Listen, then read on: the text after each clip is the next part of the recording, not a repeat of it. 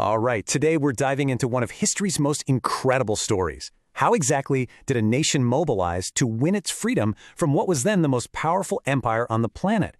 This is the story of India's fight for independence. Just look at this. This is so much more than a crowd, isn't it? This is what a nation waking up actually looks like. The streets just filled with people, all marching for the same cause. This became the defining image of an entire era. But it makes you wonder. That's the huge question we're tackling today. And let me tell you, the answer isn't simple. It's not a straightforward textbook explanation. No, it's a story of some amazing political and social creativity. To really get the movement, we first have to understand the moment. You have to go back to the years right after the First World War. For India, this was an absolute breaking point.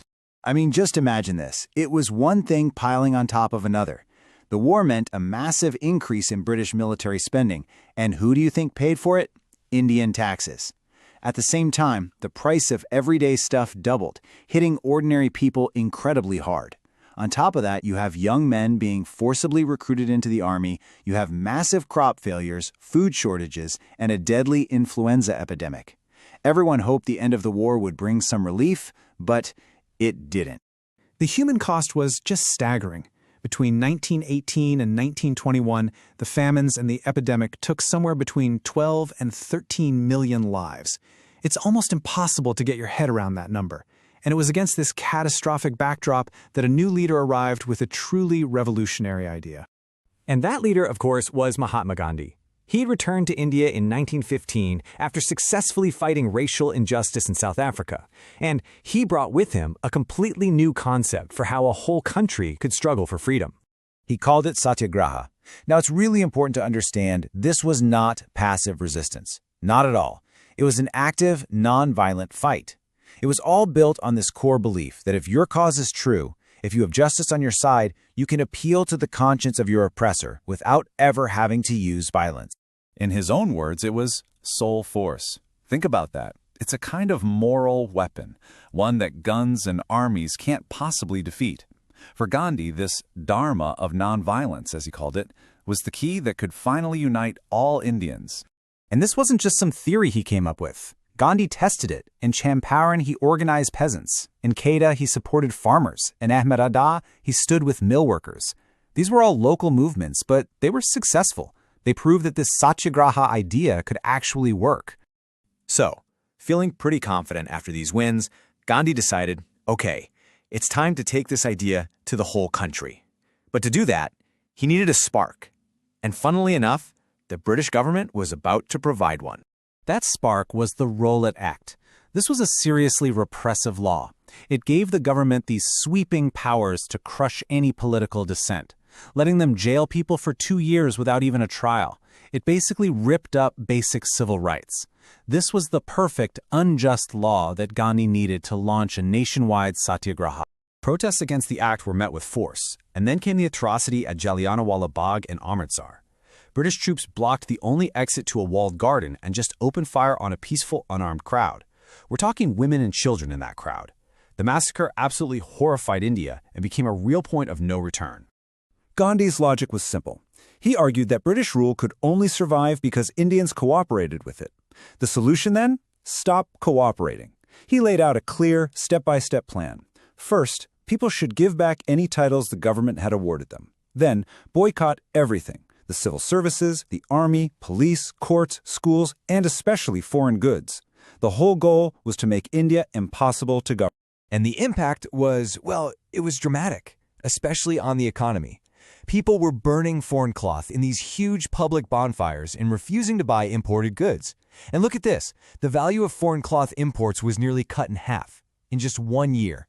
This hit the British right where it hurt, their wallets. But the movement had a critical weakness. How do you keep things nonviolent when you're talking about millions of people? And in 1922, at Chauri Chaura, that weakness was exposed. A protest turned violent, and demonstrators killed several police officers. For Gandhi, this was a line that could not be crossed. He felt the country just wasn't ready for a nonviolent struggle, and he abruptly called the entire movement off. This moment marks a really key shift in strategy. You see, the first movement was all about refusing to cooperate. The next phase would be something much more defiant. It would be about actively and openly breaking unjust laws. That's a serious escalation. So, by 1930, the movement needed a new focus, something that could unite absolutely everyone. Gandhi had to figure out a way to connect this big, abstract idea of freedom to the real-world issues of daily life. And he found it in the most common, everyday thing you can imagine: salt. I mean, everybody uses salt, rich and poor alike. It's an absolute necessity. But the British government taxed it and had a monopoly on producing it. Gandhi called this salt tax the most oppressive face of their rule. So, to challenge this law, he planned this epic act of civil disobedience. He and 78 of his followers would walk 240 miles all the way from his ashram in Sabarmati to the coastal village of Dandi.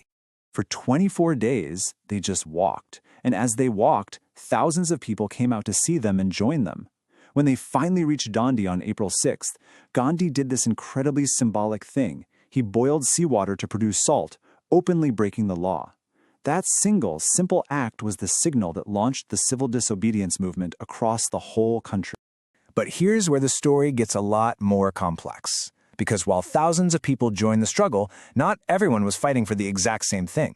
The idea of freedom meant very different things to different people. The call for Swaraj, or self-rule, got interpreted in all kinds of ways. For rich farmers, it was about fighting high taxes. For business owners, it meant an end to colonial trade restrictions. For poor farmers, it was the hope of maybe getting their rent canceled. And for plantation workers, who were basically trapped, it just meant the freedom to go home. But all these different goals started to show the limits of that unity. Many in the Dalit community, for instance, were hesitant. Their leader, Dr. B.R. Ambedkar, actually clashed with Gandhi because he was demanding separate political representation to empower his community. And at the same time, many Muslim organizations were worried, fearing that an independent India would just lead to domination by the Hindu majority. So, with all these different goals and very real fears, how on earth was a sense of national unity actually forged? Well, the struggle itself was a big part of it, but there were also these powerful cultural forces at work.